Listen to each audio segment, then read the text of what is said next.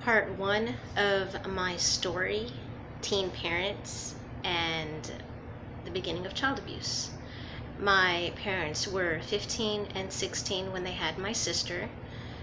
My sister passed away when she was born. She was stillbirth.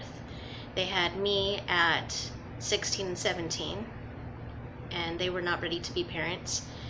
They were just kids themselves. They weren't ready to take care of responsibility. And so that was far from it. And being parents was going to be a huge, huge burden on them. My dad would hit my mom all the time when she was pregnant. And I remember my mom telling me one time she had to go to some kind of witch doctor. And my dad took her, and this lady gave her this round thing to swallow, and the whole point of that was so I could come out early and be dead. That didn't happen. So then the second attempt, my dad forced my mom to drink a large bottle of whiskey, and that did not happen. I was born with a plan and a purpose. From the age of 1 to 8, I saw my dad always beating up my mom. My dad was a huge alcoholic. He would drink 2 big packs of beer after he would get off work, and he would abuse my mom. One time he had my mom by the hair, hit her with a coffee mug. My mom's nose was bleeding, and I ran over there to try to save her, and my dad looks at me and says, "Do you want some of this too?" So I ran back to the couch and watched my TV as if it was just a normal thing, a normal scene for me to go through. At the age of 8, I was in 3rd grade, and I had reading homework. As I was reading the homework, there was a word I could not read in the book. My mom got upset and proceeded to punch me in the stomach. When she did that, I ran out of air, and I was crying profusely. And my mom looks at me with this really mean look and says, "Why are you faking it? You're fine, you can breathe." And I couldn't breathe, and I looked at my mom and I said, "I'm not faking it." And she goes, "That's what you get." And she takes off and does not help me with the rest of my reading. That day was the first day of the beginning of the child abuse and the verbal abuse that I was going to endure. I don't wish this upon anybody. Between the age of 8 and into high school, my mom would continue to tell me that she hated me, she wished I was never born, I was dead, and that it was my fault that my dad treated her the way that he did.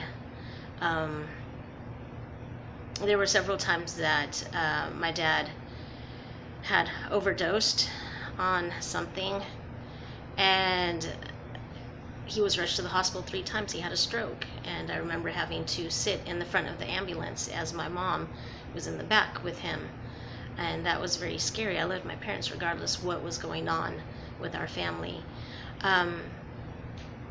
After the first time my mom hit me at 8, she would stand me in the corner and tell me to take off my pants and my clothes, and she got the belt, and she would hit me up and down my body with the belt and sometimes with the buckle, and it would leave welts with cuts in the middle all over my arms and my legs and my neck.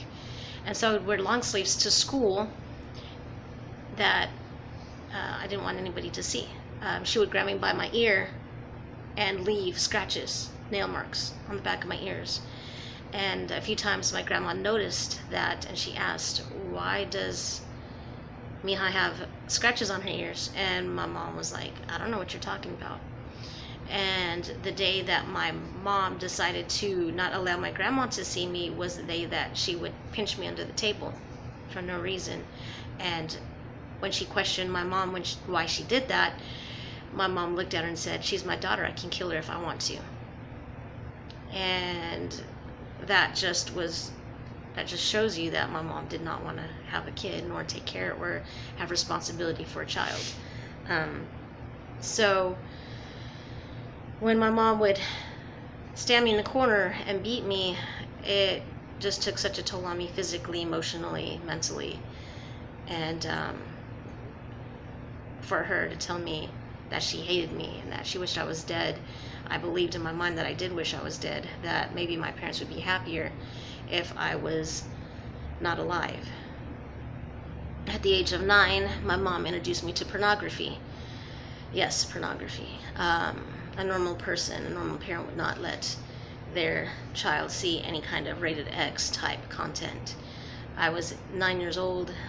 She sat me down on the couch. I remember this like it was yesterday.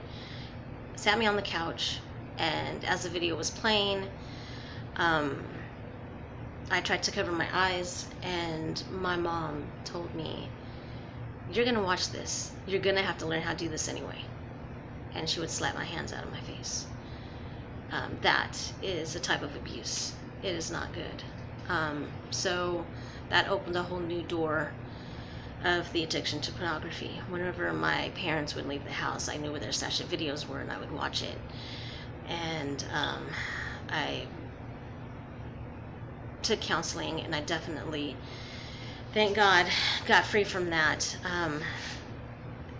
because I would keep watching it all the time as a kid, and it was just not a good thing for a child to have to go through. So that is the first segment of my story. What I'm going to do is post other videos after this with part 2, part 3, part 4. It is a lot, and I don't want to bombard you guys with so much of my story. Many of you guys are survivors of child abuse, and I just want to encourage you guys, it is not your fault. It is your parents that were mentally not there. They were not stable, and they were not thinking straight, and they were not in their right mind, and they were not ready to be parents if they were going to treat you like that. It is not your fault. Do not blame yourself. Lift your head up. You're going to get through this, and use your story to touch other people. There is help. If you feel like there's this depression going on, there are places that will be able to help you. There are counselors that you can come in contact with that can help you.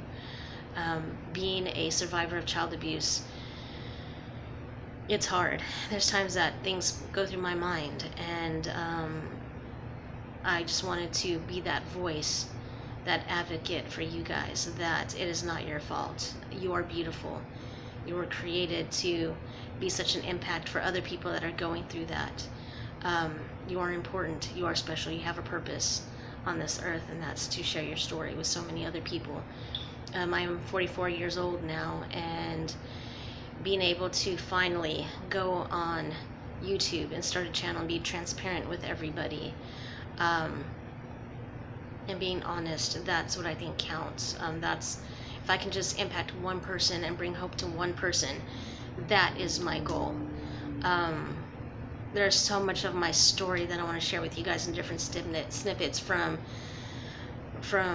high school to middle school to everything in between. Just so much of my story. So like, subscribe, comment down below, and if you have a YouTube channel, I will definitely subscribe to that. We're all here for each other. We're all here to support each other. You can't get through this. I've gotten through it, and now I'm a strong woman. I'm independent. I don't depend on anybody. My pride sometimes keeps me from asking for help, but we get like that sometimes. But it's okay to ask for help. It's okay to get a support system, because we need that, especially for us and our children. And so I will bring part 2 next time. And leave a comment down below if this video has impacted you. I really want to hear from you guys. I really like to interact with you guys, and love you guys. Thank you so much.